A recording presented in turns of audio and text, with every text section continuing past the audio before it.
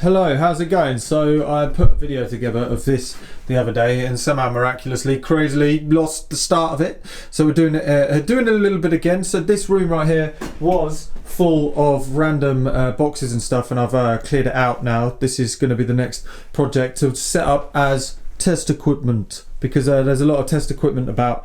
It's currently not much of it's plugged in, purely from the standpoint of how is it going to be interactive and such. And when Hainbach came the other day, he came with Cuckoo, they came over with Patreon. Hainbach sort of kind of reignited the whole idea for me, and this was on Hainbach's recommendation. This thing, he uses it to sequence some test equipment and stuff. There's a whole load of outputs, we'll have a look in a second at that, but the plan would be is to set this up so some people can use it. The initial plan was not to have any of it working, purely because it wasn't really, it's not really the kind of child-friendly stuff, but it doesn't mean that it doesn't need to be set up and usable. The plan would be is somebody could come and use it, like they'd get in contact beforehand and maybe come an hour earlier or something like that and use it for the day. It wouldn't be 100% interactive, but then people can come and peek and see what's going on. It'll be behind a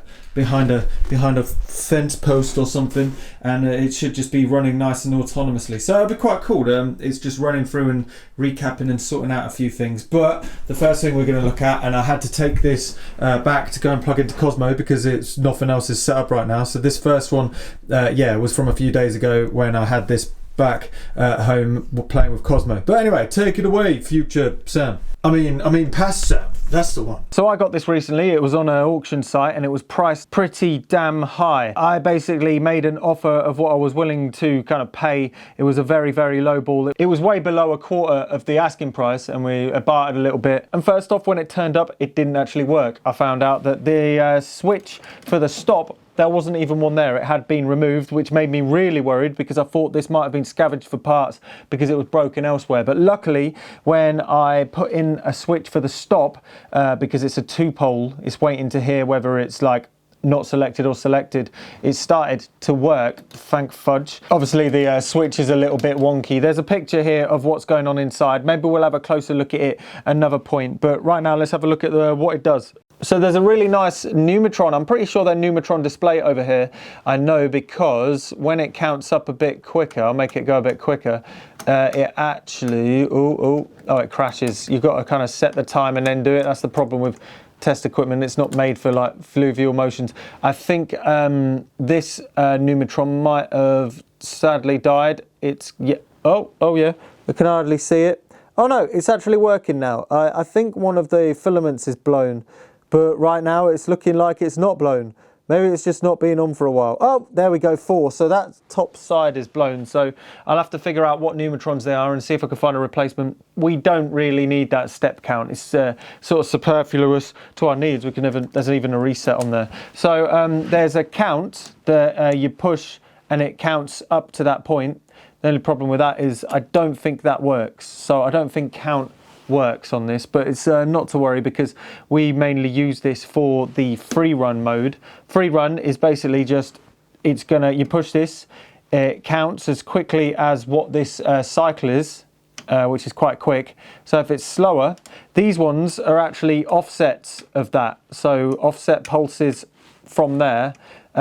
If it's offset quicker than the cycle length, it won't actually work because it's automatically reset before it is offset. So you've got to be a little bit funky, but you mess around. I've got to be honest, I don't really know what the fudge is doing, but it's kind of cool. But if you can see, you actually end up with some reasonably funky light patterns, and these light patterns automatically will end up being musical patterns, because what these do is they end up coming over to this matrix pin board, and you can select which outputs you want these pulses and stuff like that, gates and stuff, to go into here. You've also got 2 variable frequency generators. These are pretty cool because they really can fluff up the kind of stagnant rhythms that are coming on over here. You twist these around, if you get the pin, you can actually pop those into them to go to the outputs. You can select between, I think these are either AND or OR gates, so you can make them ORs or ANDs. I'm not actually sure, I've just been plugging it in aimlessly. So you can, let's say for instance, for argument's sake, we just get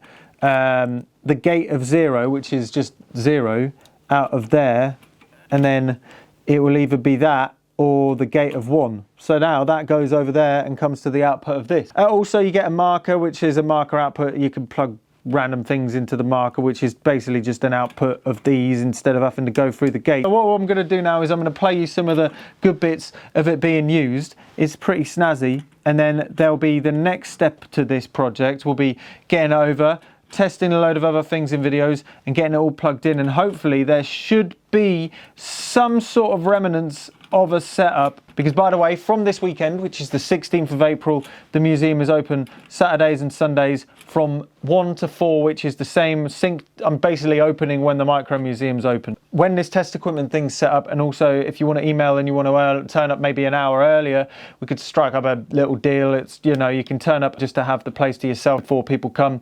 That is an option that might be available. Just fire us an email over on the website and somebody will respond and we'll be able to sort it out. But anyway, I'm not sure whether this will be set up by the weekend. Probably not. I skip forward to this making funky sounds and we'll talk to it in more detail at another point. I almost completely forgot. Basically, there's 2 outputs in the videos you're going to see. They're coming out of a selection of the outputs down here. By the way, there's a whole load, so we could send a whole load, and there's also invert of the input, so you can ultimately have, like, I don't know, a load of them. But these are both basically going through these 2 portable field filters. The great thing about these portable field filters is they're usually battery powered. So they take like 6 to 12 volts, which means you could directly modify them to, instead of being battery, you just plug them into a DC wall wart. You can swap the battery connection to this one. So this one right here was a 12 volt one. So it's just got a 12 volt wall wart that is plugged into the side where the battery bay used to be, and it's actually stuck down, so I can't get it. And it's the same with the Brawl one below. The Brawl one is it's a battery powered one again, and that one is 12 volts as well. So both of these are 12 volt filters, and they do a very adequate job of being pingable by this. So they actually sound pretty damn good. You'll see that this DAW